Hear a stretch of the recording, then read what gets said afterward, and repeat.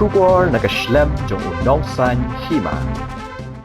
Superintendent of Police ke East Khas Hills District Shillong uba Vivek Sim habaya dei mer ka jinglap ya kamet ya phaklau Motinagar uloong baki pulet haba kila yo jingtip halor kanie mar kila let sha kate jaka bantoket halor kate kamet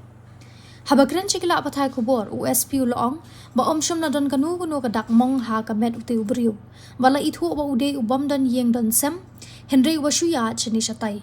laong ru ba na kani ka jaka lalap iki plastik kiat bala ithu ba ude ubri ubakrni haga kiat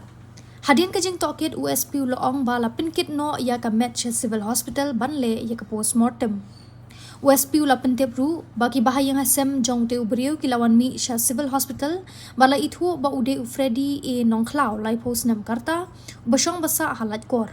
kumta ki bahayeng kilapane ka kaipot bat kila yo ru haga te hi ka ju kasni nakaliang ki pulet kila register ya ka case kat kum ki kendon an ti wede waktu ka jinglap jo kamet hangte hakla mutnagar kabade hajan fruit garden hi te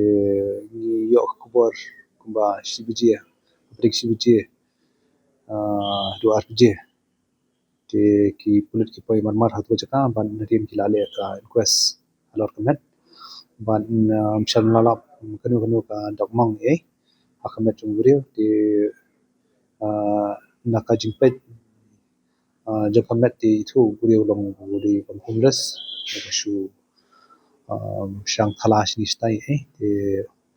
kesi usa tempri di jakaru ti nilara hadir badap ka ki formality sagatu ka jaka hi nilara no civil hospital banle ka postmortem ndrai minam step ki bahiyang basam ki lawan mi but ki la itu ka kamet bat ki la batai ba ka kateng tu brio u kateng Freddy Edmund nongklau balai posnam basa lai kor te hadir ba kila identify la den ba jing tu la itu kamet ti kila pan ka postmortem exemption ba kila iyo kunju postmortem exemption ti halok ni la register di case sa